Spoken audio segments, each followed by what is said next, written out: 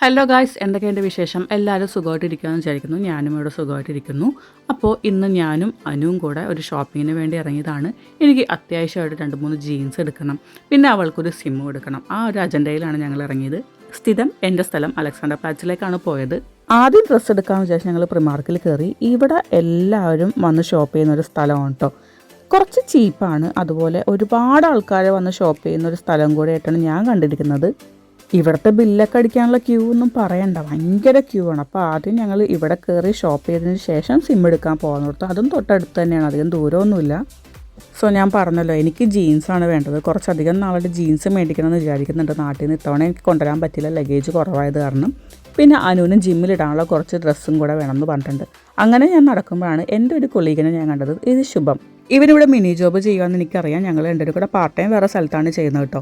ശുഭം ഭയങ്കര hard working ആണ്. അതുപോലെ നമുക്ക് എല്ലാ കാര്യങ്ങളും പറഞ്ഞുതരാം. ഞാൻ ജോയിൻ ചെയ്ത സമയത്ത് ശുഭം എന്നെ ഒരുപാട് ഹെൽപ്പ് ചെയ്തിട്ടുണ്ട്.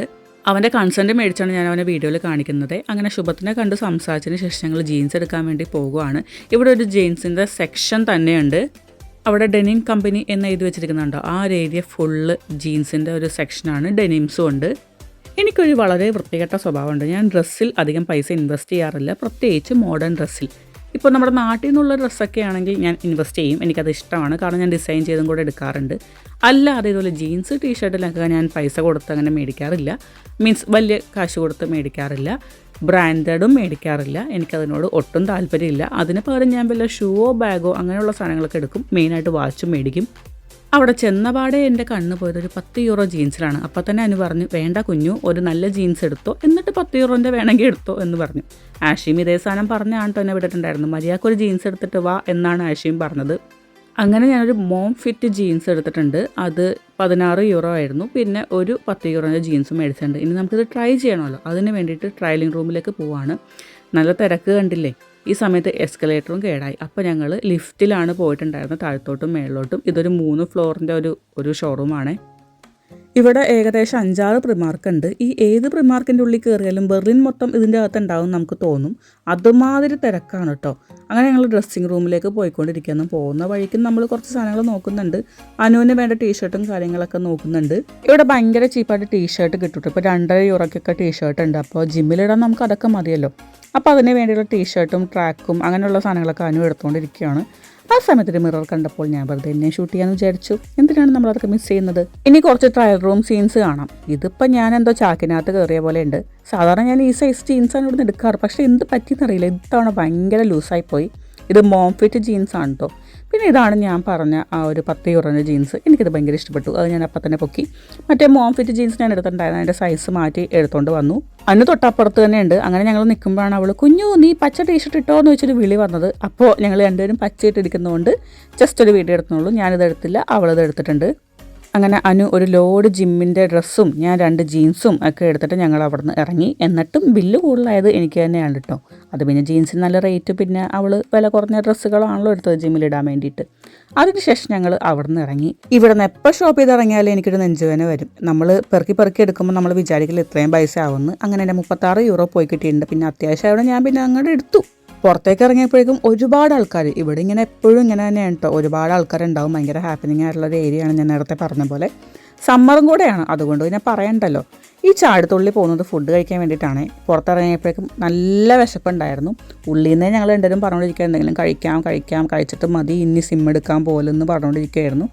അങ്ങനെ ഞങ്ങൾ നേരെ ഡോണർ കഴിക്കാൻ വേണ്ടി പോകാമെന്ന് വിചാരിച്ചു. ഞാൻ അത്ര ഡോണർ ഫാനല്ല, എനിക്ക് ഡോണർ വലിയ താല്പര്യമില്ലാത്തൊരു സാധനമാണ്. പക്ഷേ ഇവിടുത്തെ ഒരു മെയിൻ ഐറ്റം ആണ്. പിന്നെ വിശപ്പിൻ്റെ വിളി കാരണം ഡോണർ കഴിക്കാൻ പോകുമെന്ന് വിചാരിച്ചു. അവിടെ ചെന്നപ്പോഴേക്കും ഒരു ഡോണർ ഞാൻ ഒരിക്കലും ഫുള്ളായിട്ട് കഴിച്ച ചരിത്രം ഇവിടെ ഇല്ല. അത് എപ്പോഴും വേസ്റ്റേജ് ആവുകയാണ് ചെയ്യുക. സോ ഞങ്ങൾ ദുരം റോൾ വാങ്ങിച്ച് കട്ട് ചെയ്തെടുത്തു. എന്നിട്ടും അതിൻ്റെ സൈസ് കണ്ടില്ലേ, ഭയങ്കര സൈസാണ് അതിന്. ഇത് ഷവർമ പോലെ തന്നെയാണ്. അതിൻ്റെ ഒരു കോംബോ ആണ് മേടിച്ചത്. ഫ്രഞ്ച് ഫ്രൈസും ദുരം റോളും പിന്നെ 2 ഐറൻ മാംഗോ ലസ്സി പോലത്തെ സാധനമാണത്. അതും കൂടെ മേടിച്ചു, ഞങ്ങൾ കഴിച്ചു. അത്യാവശ്യം ഫില്ലിംഗ് ആയിരുന്നു. പിന്നെ ഇനി ബാക്കി വീട്ടിൽ കൊണ്ട് നമുക്ക് ഫുഡ് കഴിക്കാമല്ലോ. ഫുഡൊക്കെ ഉണ്ടാക്കി വെച്ചിട്ടാണ് കേട്ടോ ഞങ്ങൾ പോയത്. ആ കൂട്ടത്തിലും ചെറിയ പീസ് തന്നെ ഞാൻ എടുത്തത്. എനിക്ക് കഴിക്കാൻ പറ്റില്ല, അത്രയ്ക്ക് ഫുഡിയാണ് ഞാൻ, പക്ഷെ അത്രയ്ക്ക് കഴിക്കാനുള്ളൊരു വയർ എനിക്കില്ല. പിന്നെ ഈ ഡോണർ ഷോപ്പുകളിൽ എന്ത് സാധനം മേടിച്ചാലും നല്ല ക്വാണ്ടിറ്റി ഉണ്ടായിരിക്കും. നമ്മൾ പൈസ കൊടുക്കുന്നതിന് വെർത്തായിട്ടുള്ള സാധനങ്ങളാണ്. ഈ ഒരു കോംബോയിന് 14 യൂറോ ആയിരുന്നു. അത് ഭയങ്കര വെർത്തായിരുന്നു. 2 ഡ്രിങ്കും പിന്നെ ഫ്രൈസും ഇങ്ങനൊരു റോളും നല്ല വെർത്തായിട്ടുള്ള സാധനമായിരുന്നു. അത്യാവശ്യം ടേസ്റ്റി ആയിരുന്നു. പക്ഷേ ആ കടക്കാർക്ക് ഇന്ത്യക്കാരുള്ളൊരു മനോഭാവം അത്ര നല്ലതല്ല. അവർ നമ്മളെ ഭയങ്കരമായിട്ട് പുച്ഛിക്കുന്നതൊക്കെ ആയിട്ട് ഞാൻ കണ്ടിട്ടുണ്ടായിരുന്നു. ഫുഡ് കഴിച്ച് കഴിയുമ്പോഴേക്കും നമ്മൾ ലിപ്സ്റ്റിക്ക് മൊത്തം പോകും. അങ്ങനെ ലിപ്സ്റ്റിക്കൊക്കെ തിരിച്ചടിച്ചതിന് ശേഷം ഞങ്ങൾ നേരെ സാറ്റണിലേക്ക് പോയി. ഇത് നമ്മുടെ ലുലു, കണക്റ്റ് അങ്ങനെയൊക്കെ പോലത്തെ ഒരു സ്ഥലമാണ് സാറ്റൺ. ഇവിടെ നമുക്ക് സിമ്മും കിട്ടും. ഞാനും ആഷിയും പിന്നെ ഇവിടെ മോസ്റ്റ്ലി ഞങ്ങളുടെ ഫ്രണ്ട്സ് എല്ലാവരും യൂസ് ചെയ്യുന്നത് O2ൻ്റെ സിമ്മാണ്. അപ്പോൾ അതേ സിം തന്നെ ഞങ്ങൾ അനുവിന് എടുക്കാൻ വേണ്ടി പോയത്. പക്ഷേ O2 ഭയങ്കര ഡിമാൻഡുള്ളൊരു സിമ്മും കൂടെയാണ് കേട്ടോ. ഇവിടെ എപ്പോൾ വന്നാലും O2 സർവീസിന് ഇരിക്കുന്ന ആളെ നമ്മൾ കാണാറില്ല. അയാൾ എവിടെയെങ്കിലും കറങ്ങിയടിച്ച് നടക്കുമായിരിക്കും. എന്നാൽ 2-3 ആളെ വെക്കും അതുമില്ല. ഒരൊറ്റ ആളെ ഉണ്ടാവുള്ളൂ. കുറേ നേരം ഞങ്ങളവിടെ വെയിറ്റ് ചെയ്തിരുന്നു കേട്ടോ. വെയിറ്റ് ചെയ്ത് നിന്നു. അതിനുശേഷം ഞങ്ങൾ നോക്കുമ്പോൾ കുറേ ആൾക്കാർ അവിടെ നിന്നും ഇവിടെ നിന്നൊക്കെ ക്യൂ ഫോം ചെയ്യുന്നു. നമ്മുടെ ഫ്രണ്ടിലുള്ള തന്നെ ഒരു ക്യൂ ഉണ്ട്.